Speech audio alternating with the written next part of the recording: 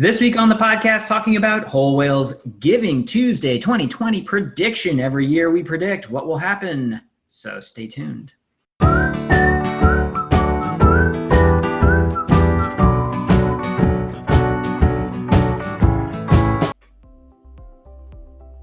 Kariesha, thank you for joining me on our annual prediction podcast. And it's fun. It's fun to have you on as, frankly, guest co-host of the show because we don't run into each other as much anymore. I know. I'm happy to be here. I love doing these internal pods. And I'm loving this green screen. If you're not watching on YouTube, you should be, because this green screen is awesome. I'm jealous. How can I get one? How can I get one? Well, you too, with easy purchase of some green fabric and a curtain rod, can be as cool as I am. So behind me is our prediction that, drum roll, we believe that there's going to be an 18% increase year over year of what happened from 2019. So on December 1st, 2020, we believe that $605 million will be recorded as raised on Giving Tuesday, the day of giving that follows Black Friday and Small Business Saturday, I think is a thing, and Cyber Monday. So this day of giving has been around since at least 2013, maybe I think launched in 2012 potentially. But givingtuesday.org is where you go. That's where you can register. We've been longtime fans, had them on the podcast, and are always trying to increase the awareness and increase the ways people can find and act on the day of giving. So Kariesha, what do you think? How accurate do you think we are in this year? Because we kind of crushed it last year, but what do you think about our accuracy this year? Yeah, I feel like it's pretty accurate. Although I'm a little optimistic that we'll raise a little bit more. I feel like a lot of donations to local organizations, especially around COVID and the election, will probably raise it even more. Yeah, we'll talk about some of those indicators. And just as a humble brag here, actually, I guess it's not humble when you're just directly bragging that last year we predicted that 502 million would be raised and 511 was raised. So that was pretty darn accurate. And, sort of this year, this 90 million increase over what we saw roughly of last year is a pretty big increase, but actually is a little bit more pessimistic. Actually, in our modeling, we use a linear regression model looking at the past 4 years. Plus, we play into the sort of effects of different current events and climates of giving and trends in giving this year, which actually has been showing that giving is down. Fundraisers are not performing as well because, frankly, of the pandemic and also some of the other factors. But search is up. There's actually more interest that we've seen on terms of Google Trends and search behavior around the day of giving, which is a positive indicator that bumped us up, at least in the algorithm and model, I should say, that we run on making these fantastic predictions. So we'll see. So Kariesha, this is the Vegas line on the game. What do you think? Where's your bet? Over, under? Or do you think we'll spike it directly on 605? Definitely not a spike on 605, but or at least pretty close. Yeah, I'd say maybe if I were to give a exact number, I'd push it up maybe 10 mil to 615, 620, around that ballpark. Mm-hmm. So you are a bit more optimistic.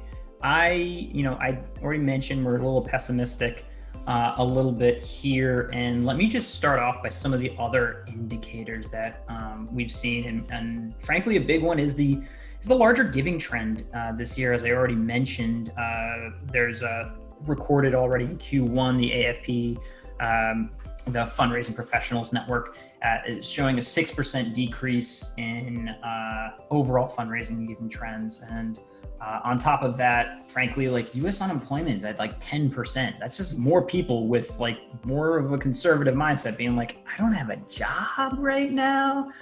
I'm not sure if I'm feeling like giving away a ton of money right now. I'm more in the like mindset of being helped by the nonprofit than helping the nonprofit. So Kariesha, give me a little on the plus column where your head's at when you're thinking we're being too conservative here. I think although it's a little bit of a pessimistic, like you said, with unemployment rate being down and overall giving trend being down, I do think there are some positives, like you said. So in August and September, like you said, those search trends have gone up year over year. Giving Tuesday is up 80% year over year, actually. Also in part due to that Giving Tuesday in May kind of trend that we had earlier on this year. So Giving Tuesday is definitely on people's minds, and people are thinking about it, thinking about if it's going to happen again. And I think just that sheer fact could result in more fundraisers, more money given, and hopefully more money raised. Yeah, I definitely hear you on that. And the search incidence does mean that more nonprofits are potentially planning that, which is important. One of the factors here is also that kind of in relation to that, on May 5th this year in 2020, Giving Tuesday did a support COVID-19, which may have moved money from the actual day of giving, or sort of spread the wealth in a way that maybe you don't want if you're trying to have a big giving day in November. However, in December 1st, I mean, I also think that's one of the reasons why search maintained at a higher level of interest for that period of time, which was surprising to me to see that. I was like, interesting. They sort of had this bump of awareness in the summer. So that could go either way on that one. But I am saying that, you know what, if you had 2 Giving Tuesdays in a single year, that might be trouble in terms of downward pressure, a negative indicator. What do you have on a positive front there? Yeah, I think even due to COVID, a lot of efforts have been around digital fundraising, right? So people have been thinking about ways to continue fundraising, even if they can't go to these in-person events like galas, runs, walks, things like that. And I think that in that overall push around digital fundraising, organizations have kind of sharpened their thinking a little bit, right? Thinking about innovative ways, getting more polling and perspective on what their users want, what their fundraisers, what people involved in their organization want. And because of that, I think nonprofits are just a little bit more ready as we kind of dive into some more digital fundraisings for Giving Tuesday. I like that. A negative factor is the, sadly, amount of disasters are, in terms of natural disaster. This time of year is always a natural disaster time, right? We're talking hurricanes, we're talking floods, we're talking fires. I'm literally sitting in California where today I can't go outside because guess what? The state is on fire and the smoke makes it such that you can't go outside. So as we move through these hurricanes and pieces that are going to be drawing giving attention, moments of giving, there may be a bit of fatigue, donor fatigue, by the time December 1st comes around and we're like, hey, I already kind of gave to the save the local this, and that, due to disasters hitting more and more swaths of, frankly, American geography. Also on the fatigue point, I've noticed that there seems to be an election this year, and frankly, there's unprecedented amounts of money. Now, here's the interesting thing, because back in 2016, I remember diving into this as well, is that election year giving traditionally doesn't impact nonprofit giving. Like, you can look back historically, you're like, oh, it's like people have 2 different wallets, the one that gets the sort of riled up about their their candidate, and the one that they're giving to on the other side. So I'm like, fine, but this feels unprecedented, and combined with even, in September, the sad passing of RBG has led to unprecedented amounts of giving in just this moment, in the days following, Act Blue recording 50 million just like that overnight being given. So there may be a sort of fatigue, right? And people's sort of annual donations being, kind of tallied up already on election-driven things to swing the Senate, to, make impacts at a political level. So that money may have already been put to work there. Yeah. Any other positives? I feel like I've taken my lot here seriously. Yeah, I kind of feel like on the flip side of that, a lot of local organizations have been getting some shine. Organizations that do work really just within their community of like, say, 10, 20 blocks. Especially just from what I've been seeing on social media, a lot of people have been donating either through organizations' web pages or even through some GoFundMes with the election coming up, all of these fires. So I think that could kind of accelerate the giving process and people thinking, hey, like, I want to help my local organization. I want to help my community, or a community that I relate to and is maybe a little bit further away from me that I want to help out. So I have hope. I have hope in our local civic energy. So you're more of the mindset that this could be priming the pump rather than depleting the well. Yeah. Yeah, I like that. I like that narrative. I like to always look on the bright side there.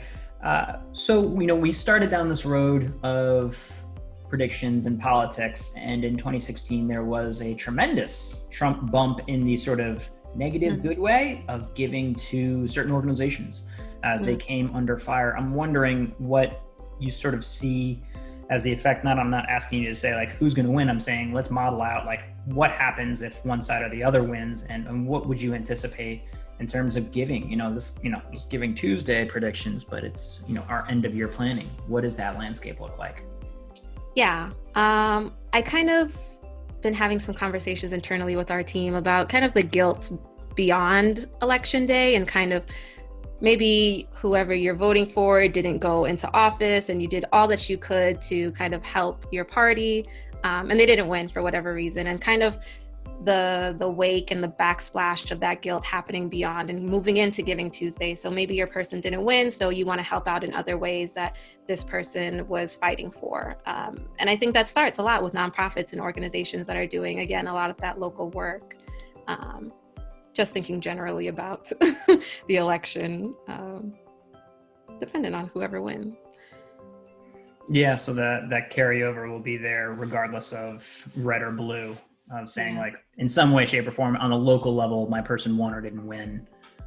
So it's either a continue the fight or start the fight type of messaging. And so in some respects, it's you're optimistic on both sides. Yeah, definitely am. Yeah. That's simple. I like that. I'll buy that. Let's talk about Giving Tuesday tips. Like we've got this this awesome article that just, frankly, it shows up when you search Giving Tuesday ideas. And so we take it seriously. We take the work we do on that and putting in our best thinking and adding to it and refining it. So what are your, we'll start off a favorite tip for Giving Tuesday in terms of getting ready as a nonprofit for this day. What do you put out there? What do you like? Yeah, I love utilizing social media, either organic or ads. I'm an ads person, so I love ads. But I think just utilizing people who have donated to you in the past, or any kind of testimonials in your social, whether organic or paid, is always really helpful. I think it really shows people just the kind of work that you're doing and how much impact it can have, either on the donor side, i.e. I donated and this is what my money went to and this is how I've been able to make an impact, or on the more person this could benefit side, i.e. I benefit from this organization and this is how your money can help me. That kind of messaging I think always really helps out in terms of fundraising especially. Mm-hmm. So what about you, I will say I have been really digging in to our thank 4 or more times strategy, meaning we should be thanking our donors 4 or more times. Now, certainly you should be doing that for Giving Tuesday. Thank your donors after the fact, but how do we use thank you as a strategy, as a lead up? Well, I'll tell you, because one of our tips for thanking people is before the giving season, just before, maybe the week or so before, what I want you doing is sending a awesome thank you note to and personalized to your donors this year. They've given money. Thank you so much, right? Like, you are awesome. This is Thanksgiving time. And frankly, you are giving and we are thankful. Now in there, you give a little story and then a by the way, someone like you who cares should be adding this to your calendar and helping us share it because you understand the work we do. Help us reach more people on Giving Tuesday. So the ask is not to give, it's to do the following. Add this event to your calendar, right? And that gets into our calendar tip, right? You can create a little calendar event that says, pops it on the day, and with the giving information for your nonprofit and messaging people should share. So like suddenly, it's gonna ping them on their phone, on their computer, on their smartwatch, what have you, when that day shows up and you're like, oh yeah, I meant to share this and do this. So what I want you doing, here's your goal, thank the donor and then get them to add that event to their calendar. That's probably my favorite right now. Yeah, I love that calendar idea because let me tell you, if it's not on my calendar, I don't remember. I mean, even if it is on my calendar, I'm probably going to forget it half the time. But. Yeah, exactly. So having it really at the top of mind of people every day, you go check your calendar. Oh, it's Giving Tuesday. Oh, this organization is having this thing. Oh, maybe I should donate. Definitely a ripple effect there. All right, give me one. We have over 32 or 3 of these things at this point. So throw a dart, hit one. What do you got? I like matching gifts. I think that's really fun. Here at Whole Whale, we did matching gifts for organizations earlier this year as Black Lives Matter started to really become mainstream. And I think that's a great way to not only promote your own kind of donation to an organization, but also encouraging others. And again, that personal testimonial, I think, is really unmatched. If your friend is donating, hey, why isn't your other friend donating? And kind of really getting into your donors' inner circles. I think it's a lot deeper than we realize. And we have a good podcast episode about it too with Double Good. So check that episode out. Nice. That's right. We do have that episode. Alrighty. What do I want to say? Oh, I know one. So go check out this podcast for sure. We just did with The Giving Block, who's putting on Bitcoin Tuesday, which frankly is Giving Tuesday, but for crypto donations. So go get set up on that, right? It's not going to be as much money, but it's a new audience. It's an excuse to learn a little bit more. I am very bullish on the long-term inevitability of cryptocurrency. I just can't tell you when and which one. So that is why I am not going to be rich as a result. However, there are people who at the end of the year have some Bitcoin burning a hole in their wallets, quite literally. They're like, all right, let's trim the fat. And then if it goes up, they like to give it because it immediately comes off as a tax deduction. So if you can get your donation page set up and make yourself an option, and especially I'd say if you have a good brand, that could be a different avenue, audience to attract into your giving. So Bitcoin Tuesday, check it out. And we also have a podcast episode with them. So go to wholewhale.com/podcast and pick that one up, The Giving Block that we did with them. What you got, Kariesha? Let's see. I like the idea of price anchoring as well. One of our clients just ran some donation fundraising event online, priced around the how much it costs to run a research grant or get a researcher grant for their organization. And I really like that. Their anchor was $200,000.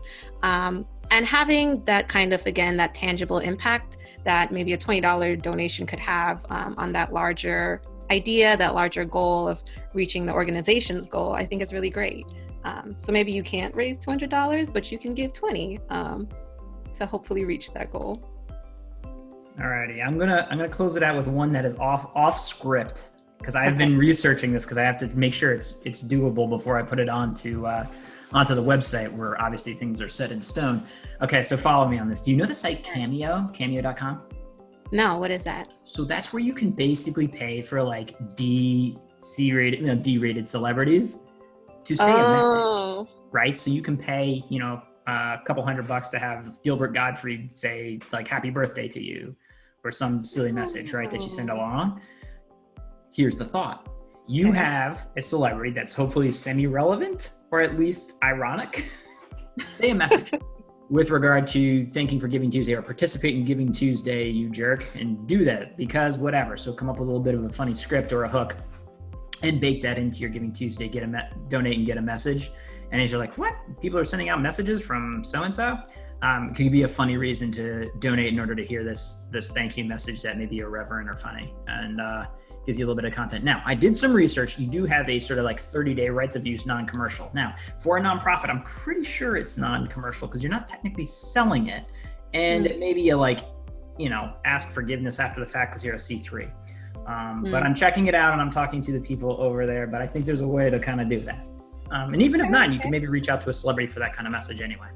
Yeah. Okay. That a little dipping your toe into that influencer marketing. I see you, George. I'm trying to do the hip things the kids do. The kids do on the internets. Gotta get back to TikTok. There's some stuff there. All right, we talked about Giving Tuesday. The prediction that it will be 605 million.